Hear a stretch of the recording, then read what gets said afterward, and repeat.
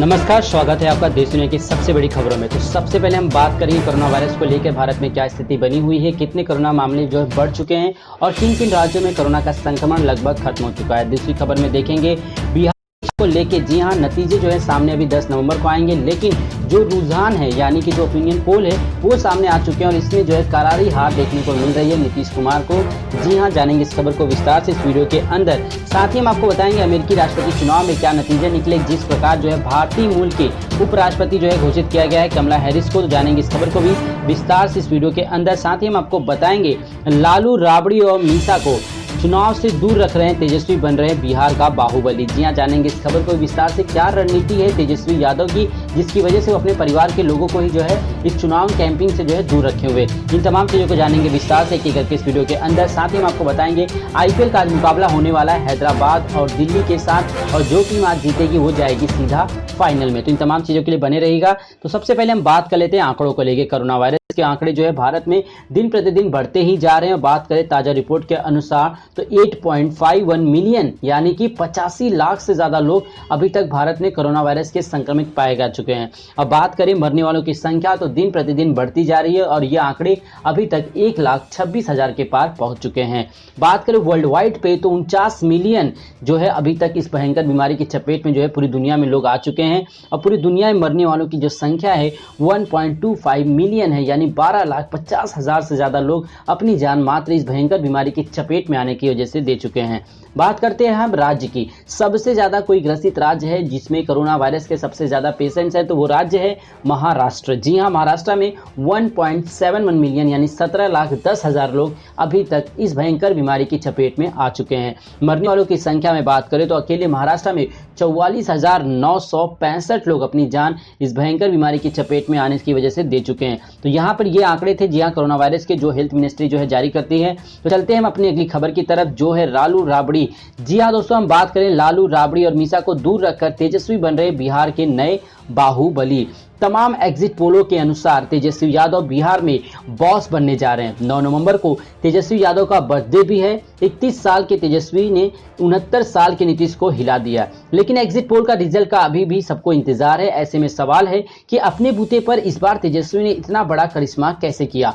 BJP और JDU के तमाम दिग्गजों को उन्होंने कैसे पछाड़ा दिया, लेकिन इसके लिए उन्होंने चुनाव में अपने परिवार के सदस्यों को हाथ भी नहीं लिया। जी हाँ, ये सबसे बड़ी खबर है क्योंकि परिवारवाद की बात जहां होती है तो वहां पे लालू प्रसाद यादव, राबड़ी देवी जी और मीसा जो उनकी बहन है, तमाम लोग जो है मिलकर जो है राजद पार्टी के जो है आधार स्तंभ थे। लेकिन इस बार तेजस्वी यादव ने अपने दमखम के मुकाबले ही जो है पूरे चुनाव में जो है अपना पर्चा लहराया, जिसकी वजह से आप देख सकते हैं कि 70 साल के लगभग जो है नीतीश कुमार जो है 30 साल के तेजस्वी प्रसाद से हार चुके हैं। बात करें बिहार चुनाव की तारीखों के ऐलान के चलते ही पटना की सड़कों पर तेजस्वी के होर्डिंग और पोस्टर लगने लगे थे। इन तमाम बैनरों से लालू परिवार के सदस्य गायब थे, नजर सिर्फ तेजस्वी आ रहे थे। लोगों को लगा कि शायद चुनाव के दौरान पोस्टर बैनर में लालू प्रसाद यादव भी नजर आए, लेकिन तेजस्वी ने पूरे प्रचार के दौरान अपने परिवार के सदस्यों को इससे दूर रखा। ऐसे में सवाल यह है कि तेजस्वी ने ऐसा क्यों किया और तेजस्वी के चेहरे पर लोगों ने भरोसा कैसे कर लिया।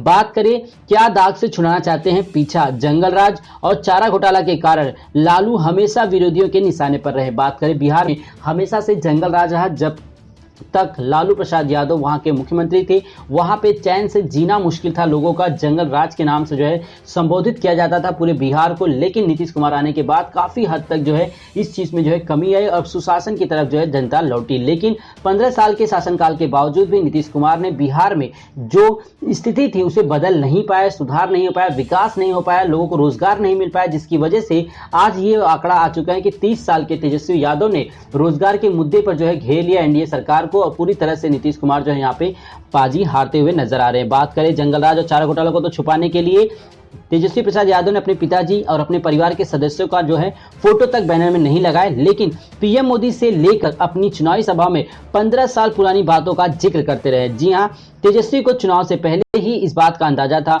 उन्होंने पहले से ही अपने पिता लालू यादव से दूरी बना ली थी। तेजस्वी सिर्फ सहानुभूति के लिए चुनावी रैलियों में पिता का नाम लेते थे, साथ ही कई बार अपने पिता के शासनकाल के लिए उन्होंने माफी भी मांगी है। तो कहीं ना कहीं तेजस्वी प्रसाद यादव को इस बात का अंदाजा लग चुका है कि जनता जागृत हो चुकी है, अगर जंगल राज का वापस कानून आप लाते हैं तो आपको वोट नहीं मिलेगा, जिसकी वजह से साफ साफ तेजस्वी प्रसाद यादव ने इसकी गलती के लिए माफी तक मांग ली, लेकिन माफी मांगने से ही काम नहीं चलेगा। जनता ने अगर उन पर विश्वास जताया है तो उन्हें जो है अपने चुनावी यादों को पूरा करना जरूरी होगा। तो चलते हैं हम अपने अगली खबर की तरफ।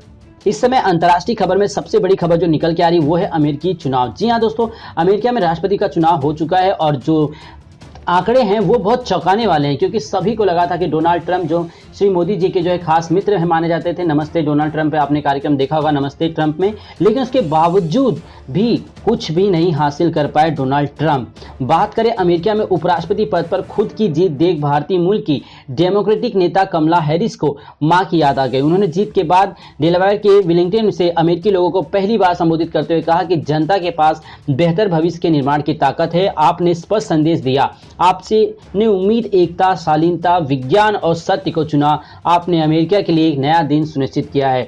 बात करें जो बाइडेन इस समय जो है चुनाव जीत चुके हैं और डोनाल्ड ट्रंप जो है चुनाव हार चुके हैं, और बाइडेन चुनाव जीतने वाले ऐसे राष्ट्रपति हैं जिन्हें सबसे ज्यादा मत भी मिला है, यूं इतिहास में दर्ज करवाया नाम। बात करें कमला ने 1998 में ब्राउन यूनिवर्सिटी से ग्रेजुएट किए हैं, फिर उन्होंने कैलिफोर्निया यूनिवर्सिटी से कानून की डिग्री हासिल की। इसके बाद कमला ने San Francisco district attorney of join किया, जहां कमला हैरिस को क्रिमिनल यूनिट का इंचार्ज बनाया गया था। फिर 2003 में कमला हैरिस को सिटी और सैन फ्रांसिस्को के काउंटिंग का डिस्ट्रिक्ट अटॉर्नी चुना गया। फिर कमला हैरिस ने कैलिफोर्निया की अटॉर्नी जनरल बनकर इतिहास में नाम दर्ज कराया।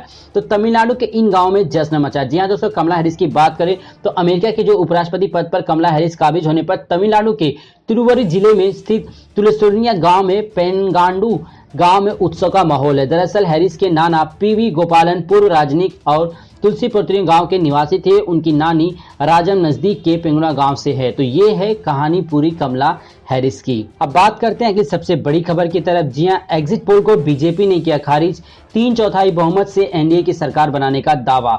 बात करें अगर बिहार की राजनीति तो इस समय जो है सबसे चरम पर है। जहां बात करें अगर एग्जिट पोल जो है बीजेपी के पक्ष में आते हैं तो सब कुछ सही है, लेकिन जैसे ही एग्जिट पोल जो है बिहार में जैसे ही जो है महागठबंधन की तरफ रुख अपनाने लगे, उसी तरफ से जो है बीजेपी की तरफ से चालू हो गया बयानबाजी कि ये एग्जिट पोल सही नहीं है। आंकड़े 10 नवंबर को आपके सामने होंगे और 2/3 से वो जो है चुनाव जीत रहे हैं। बात करें एग्जिट पोल में बिहार आरजेडी कांग्रेस वाली महागठबंधन सरकार बनने की भविष्यवाणी को बीजेपी ने सिरे से नकार दिया। बीजेपी प्रदेश अध्यक्ष संजय जायसवाल फिर से एनडीए सरकार को लेकर निश्चिंत है। उन्होंने दावा किया कि बिहार में एनडीए 3/4 बहुमत से सरकार बनाने जा रही है और इस वीडियो में जो है उन्होंने साफ साफ बता दिया कि किस प्रकार जो है उनकी सरकार जो है वापस से वापसी कर रही है।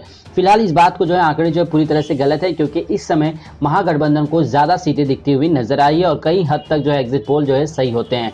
तो चलते हैं हम अपने अगली सबसे बड़ी देश की चर्चित खबर। जी हां दोस्तों, हम बात करें रिपब्लिक टीवी के editor in chief Arnab Goswami की जमानत याचिका पर सोमवार को फैसला सुनाएगा बॉम्बे हाईकोर्ट।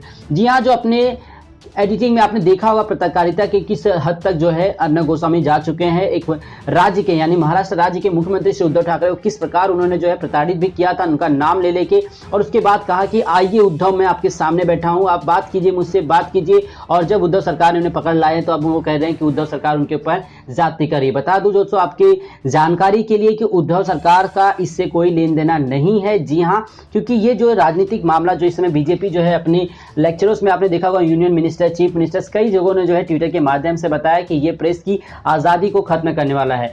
बात सही सी है कि 2 साल पुराना एक केस है जिसमें जो है एक नाइक परिवार की तरफ से जो है इन पे आत्महत्या करने का जो है उत्पीड़न का केस लगा हुआ था, जिसमें बाकायदा सुसाइड नोट पे अर्नब गोस्वामी का नाम दर्ज है। लेकिन यहां पर मामले को जो है कुछ अलग ही रूप दिया जा रहा है, जैसे कि बदले की राजनीति जिसे हम कहते हैं उस प्रकार का, लेकिन कोई भी जो है कारण नहीं है।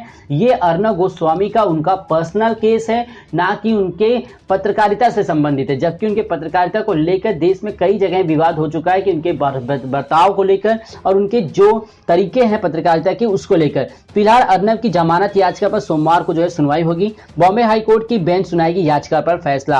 अवैध गिरफ्तारी को चुनौती देती है रिहाई की अपील। बात करें बंबई हाईकोर्ट ने 2018 में एक इंटीरियर डिजाइनर की आत्महत्या के लिए उकसाने से संबंधित मामले में रिपब्लिक टीवी के प्रधान संपादक अर्नब गोस्वामी और 2 अन्य लोगों की तरफ से दायर अंतरिम जमानत याचिका पर सोमवार को फैसला सुनाया। न्यायमूर्ति एस शिंदे न्यायमूर्ति एस कार्णी की पीठ ने शनिवार को याचिकाओं में दिन भर चली सुनवाई के बाद तत्काल कोई राहत देने बिना फैसला सुरक्षित रखा है। और यही नाइक के जो है इंटीरियर जो डिजाइनर जिनके आत्महत्या के लिए अर्नब गोस्वामी को गिरफ्तार किया गया है, ये वही 2018 पुराना केस है, ना कि इनके पत्रकारिता से लेकर ना ही उनके जो स्कैम हुए थे अभी टीआरपी के स्कैम को लेकर, इससे कोई संबंध महाराष्ट्र सरकार का नहीं है, ऐसा बयान जो है जारी कर दिया गया है। तो दोस्तों उम्मीद करता हूं आज की जानकारी आपको पसंद आई होगी। वीडियो अगर आपको अच्छा लगा हो तो वीडियो को लाइक जरूर कीजिएगा। चैनल पे अगर आप पहली बार वीडियो देख रहे हैं तो स्मार्ट न्यूज़ चैनल को सब्सक्राइब कर लीजिए, क्योंकि हम आपके लिए